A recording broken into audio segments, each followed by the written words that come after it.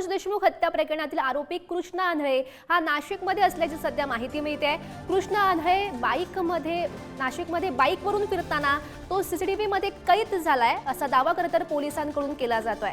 सध्या सीसीटीव्हीच्या फुटेजच्या आधारे नाशिकमध्ये कृष्णा आंधळेचा शोध सुरू आहे। आरोपी कृष्णा आंधळेला नाशिकमध्ये पाहिल्याचा काही स्थानिकांनी दावा केला। संतोष देशमुख यांच्या हत्येनंतर 3 महिन्यांपासून कृष्णा आंधळे हा सध्या फरार आहे आणि कृष्णा आंधळेच्या शोधासाठी नाशिक पोलिसांची 3 पथकं ही तैनात झाल्याचं बघायला मिळत आहे।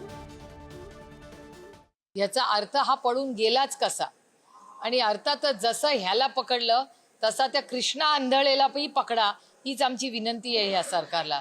गेले 3 महिने झाले दररोज जो 7वा खुनी आहे, गुन्हेगार आहे, ज्याला फाशी झाली पाहिजे असा कृष्णा आंधळे या सरकारला का मिळत नाहीये हा माझा प्रश्न आहे या महाराष्ट्राच्या सरकारला। पोलिसांना सोयीचा माणूस सापडतो, गैरसोयीचा माणूस पोलिसांना कधीच सापडत नाही। हे राज्याच्या आता हे 10-15 वर्षामध्ये आपल्याला दिसतोय।